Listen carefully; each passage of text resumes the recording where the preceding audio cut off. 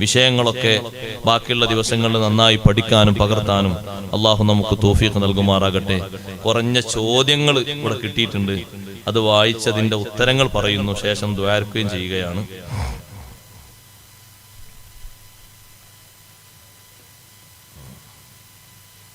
നല്ല ചോദ്യങ്ങളാണ്, നമ്മൾ പഠിക്കേണ്ട മനസ്സിലാക്കേണ്ട ചോദ്യങ്ങൾ. ആർത്തവ സമയത്ത് നഷ്ടപ്പെട്ട നോമ്പ് ഖളാ വീട്ടണം, നിസ്കാരം ഖളാ വീട്ടേണ്ടതില്ലെന്നും പറയാനുള്ള കാരണമെന്ത്? ചോദ്യം നമുക്ക് എല്ലാവർക്കും പെട്ടെന്ന് മനസ്സിലാവും. ഹൈള് കാലത്ത് നഷ്ടപ്പെടുന്ന നിസ്കാരങ്ങൾ നിസ്കരിക്കാൻ പാടില്ലല്ലോ, ഹറാമാണ്. പിന്നെ അത് വീട്ടാനും പാടില്ല. മാസത്തില് 5, 6, 7 ഏറിപ്പോയാൽ 15 കൂടിയ ദിവസങ്ങളിലൊക്കെ വരും. ചുരുങ്ങിയതൊരു ദിവസമൊക്കെ ആയിട്ടൊക്കെ വരും. നോമ്പ് ഒരു മാസത്തെ നോമ്പാണ്. അതിനിടയ്ക്ക് ഒരു 5 നോമ്പോ 6 നോമ്പോ 7 നോമ്പോ അല്ല. ഇനി നിഫാസിലായിട്ട് മറ്റു വിഷയങ്ങളിലൊക്കെ ആയിട്ടാണ് ചിലപ്പം പൂർണ്ണ നോമ്പും പോകും. അങ്ങനെയൊക്കെയാണെങ്കിൽ നോമ്പ് മടക്കണമെന്നും നിസ്കാരം മടക്കേണ്ടതില്ലെന്നും പറയാനുള്ള കാരണം മഹാന്മാരായ കർമ്മശാസ്ത്ര പണ്ഡിതന്മാരൊക്കെ അതിന്റെ വ്യത്യാസം രേഖപ്പെടുത്തിയത് കാണാം. ഇമാം മഹല്ലി തങ്ങളും ഇമാം ഖല്ലൂബിയും അടങ്ങുന്ന ഒരുപാട് മഹാന്മാരത് പറഞ്ഞിട്ടുണ്ട്.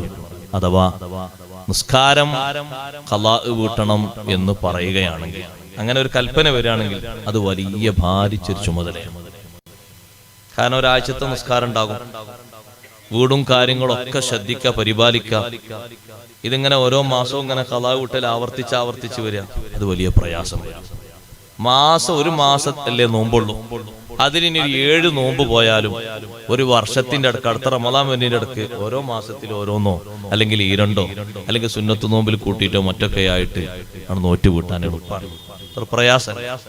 നിസ്കാരം എപ്പോഴും ആവർത്തിച്ചു വരുന്നതായതുകൊണ്ട് അത് ഈ വിഷയത്തിൽ മടക്കിയെടുക്കണമെന്ന് പറഞ്ഞാൽ വലിയ സാഹസികത അനുഭവിക്കേണ്ടി വരും. അപ്പൊ എളുപ്പം ചെയ്യാൻ വേണ്ടി അല്ലാഹു തആല അങ്ങനെ ഒരു വിഷയം നിസ്കാരത്തിനും നോമ്പിന് ഇങ്ങനെ ഒരു മാറ്റവും നമുക്ക് വേണ്ടി, നമ്മുടെ സഹോദരിമാർക്ക് വേണ്ടി നിശ്ചയിച്ചു.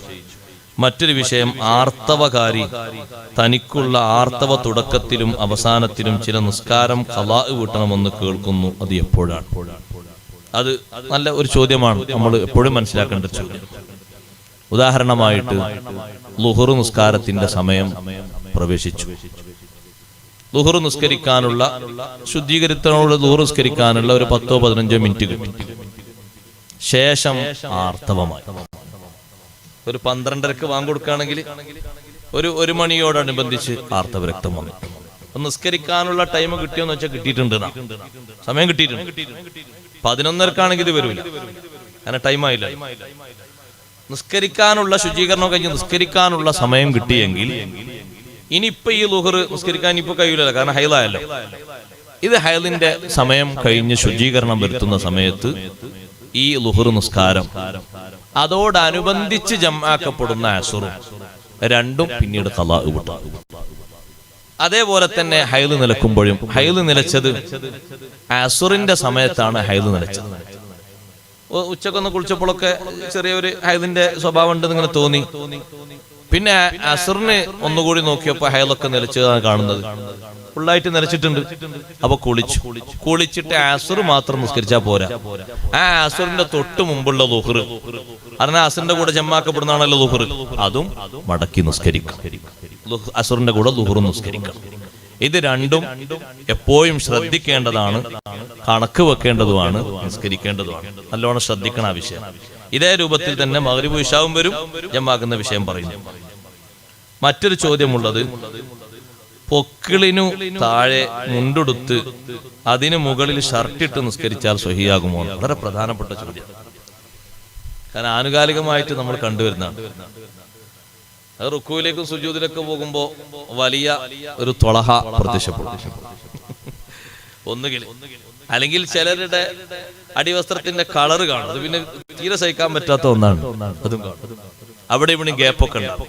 ഈ മുകളിലിട്ട ഈ വസ്ത്രം, ഇത് നമ്മുടെ പാന്റോ മറ്റോ പൊക്കിൾ ഭാഗം അതിനോടനുബന്ധിച്ചുള്ള ഭാഗം മറയാതിരുന്നാൽ ഇതൊരു മറയായിട്ട് കൂട്ടൂല. ഇനി കൂട്ടണമെങ്കിൽ യാതൊരു നിലക്കും അങ്ങോട്ട്, അതായത് ഇവിടെ ഒന്നും ബട്ടൺസും കാര്യങ്ങളൊന്നും ഇല്ലാത്ത രൂപത്തിൽ നല്ല ഫിറ്റ് ആയിട്ട് കവർ ചെയ്ത രൂപത്തിലാകണം. അങ്ങനെയുള്ള കവറിങ് അല്ല ഇപ്പൊ ഡ്രസ്സിനുള്ളത്.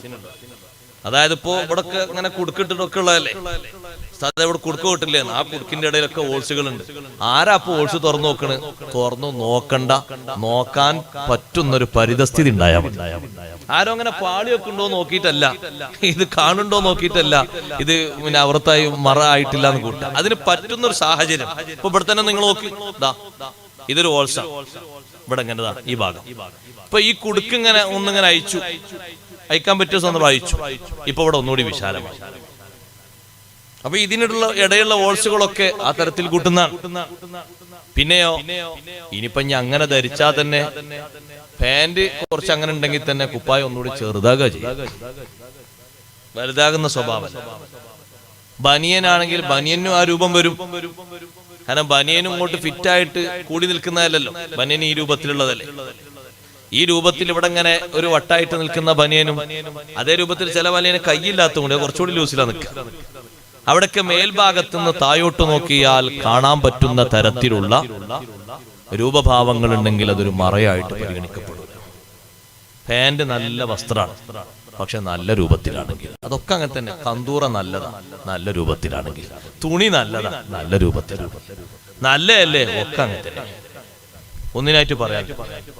അതുകൊണ്ട് അത് ശ്രദ്ധിക്കേണ്ടതാണ്, വളരെ സൂക്ഷിക്കേണ്ടതാണ്. പലരും അങ്ങനെ ചിന്തിച്ചു പോകാറുണ്ട്. ഫർള് നിസ്കാരം ഖളാ ആയാൽ സുന്നത്ത് നിസ്കരിക്കാൻ പറ്റുമോ? ഈ ഒരു മസല 2 മാസം കഴിഞ്ഞ് ആവർത്തിച്ച് വരുന്നൊരു മസലയാണ്. റമളാനായാല് ആൾക്കാർ നല്ല സന്തോഷത്തിൽ മസല പഠിക്കാനേ, ഉസ്താദെ കുറെ ഫർള് ഖളാ ഉണ്ട്, ഞാൻ തറാവി നിസ്കരിക്കണോ? വേണ്ടാതെ നല്ല മൂല്യൊരു ചായ കൊടുക്കണേ, നിസ്കരിക്കേണ്ടതാണ്. എന്താണ് ആ പറഞ്ഞതിന്റെ താല്പര്യം? ഫത്ഹുൽ മുഈനിലുണ്ട് ആ മസല.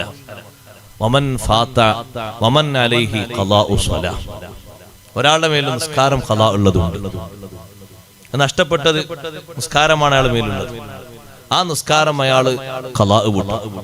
എന്നിട്ട് അവിടെ പറഞ്ഞു, ദൈനുദ്ദീൻ മഖ്ദൂം തങ്ങൾ, ഇബ്നു ഹജർ തങ്ങളെ ഫത്വ പറഞ്ഞു, യൽസമുഹു ജമീഉ സർഫു ജമീഇ സമനിഹി, സമയം മുഴുവനും അത്യാവശ്യമുള്ള ഉറക്കം, അധ്വാനം, സമ്പാദ്യം, അത് അങ്ങോട്ടും ഇങ്ങോട്ടും പോയി വരലിന്റെ സമയം മാറ്റിവെച്ച് ബാക്കിയുള്ള സമയങ്ങളൊക്കെ ഈ ഖളാഇന് വേണ്ടി വിനിയോഗിക്കൽ നിർബന്ധമാണ്. വയഹ്റുമു അലൈഹി തതവ്വു, ഇങ്ങനെ ഖളാ വീട്ടുന്ന ആള് സുന്നത്ത് നിസ്കരിക്കരുത്, ഹറാമാണ്. അപ്പൊ ഖളാ വീട്ടുന്ന ആൾക്ക് സുന്നത്ത് നിസ്കാരം ഹറാമാക്കിയത് ആ ടൈമും കൂടി ഖളാഇന് ഉപയോഗിക്കണം എന്ന് പറയാൻ. ഓൾറെഡി സുന്നത്ത് നിസ്കാരമൊക്കെ ഹറാമാണ്, സുന്നത്തൊക്കെ പറ്റുന്നല്ല, അയാൾ വീട്ടും വേണ്ട, അങ്ങനല്ലത്, അതിനുള്ളതല്ല. ഈ ഖളാഇനുള്ള സമയങ്ങളൊക്കെ ചെലവഴിക്കണം, സമയങ്ങളൊക്കെ ഖളാഇന് വേണ്ടി വിനിയോഗിക്കണം. സുന്നത്ത് നിസ്കാരം നിസ്കരിക്കേണ്ടതില്ല, ഹറാമാണ്. അയാൾ ഖളാഇനാണ് സമയം ചെലവഴിക്കേണ്ടത്. കാരണം ഖളാ ആണല്ലോ ഫർള്, സുന്നത്ത് നിസ്കാരം ഫർളല്ലല്ലോ. അത് പ്രത്യേകം പഠിക്കേണ്ടതാണ്. ഇനി തറാവി നിസ്കരിക്കാതെ ഒരാൾ നിസ്കാരം ഖളാ വിട്ടാണെങ്കിലോ, നല്ലതാ, ഖളാ വിട്ടൽ തന്നെയാണ്. കുറെ ഫർള് വീടി കിട്ടൂലേ, ഖൈറ തന്നെ. അല്ല, തറാവിയും കൂടി ഇല്ലാത്ത രൂപമായി കിട്ടാനാണ് ചങ്ങ ചോദ്യം സാധാരണ വരല്. അപ്പൊ പിന്നെ ആൾക്കാർ അതിനാണല്ലോ മോഹിക്കും. പിന്നെ ഒരു ചോദ്യം, വസ്വാസ് ഉള്ള വ്യക്തിയെ പിന്തുടരാൻ പറ്റുമോ? അത് പറ്റൂല. വസ്വാസിനെ തുടർന്ന് നിസ്കരിക്കാൻ പാടില്ല. വസ്വാസ് എന്ന് പറഞ്ഞാൽ അത് പലതരം വസ്വാസ്. ചിലപ്പോ ഗൈന് ശരിയാകൂല, ചിലപ്പോ ഹംസ് ശരിയാകൂല, ചിലപ്പോ കെട്ടന്നെ ശരിയാകൂല. കെട്ടും കെട്ട ആയി കിട്ടും, ഭയങ്കര പറണ്ടാവും. ഒരു വസ്വാസം അവർ മാറ്റണം. അവർക്ക് അത് വല്ലാത്ത ഒരു സംഗതി, ഒരു സ്വീപ്പ് തന്നെയാണ് അത്. അങ്ങനെ വസ്വാസിൽപ്പെട്ട ആളുകൾക്ക് അല്ലാഹു ശിഫ കൊടുക്കട്ടെ. എത്രയോ ആളുകളുണ്ട് അങ്ങനെ. നമ്മൾ സലാം വീട്ടിൽ നോക്കുമ്പോൾ ഒരു തക്ബീറിലേക്ക് തന്നെ എത്തിയിട്ടില്ല. സങ്കടമാണല്ലോ സംഗതി ആലോചിച്ച് നോക്കുമ്പോ. ആ ജമാഅത്ത് അടക്കം പോയില്ലേ, അത് വലിയ സങ്കടം. പിന്നെ ഇവിടെ ഒരു ചോദ്യം എഴുതി കിട്ടിയത്, ബർത്ത്ഡേ ആഘോഷം സ്റ്റാറ്റസ് വെക്കൽ. എന്ത് സ്റ്റാറ്റസ് വെക്കാനാ മനസ്സിലായി? അങ്ങനെ ഒരു പരിപാടി ഉണ്ട് വാട്സാപ്പ്.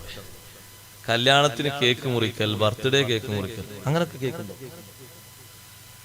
ഇസ്ലാമിക കാഴ്ചപ്പാട്.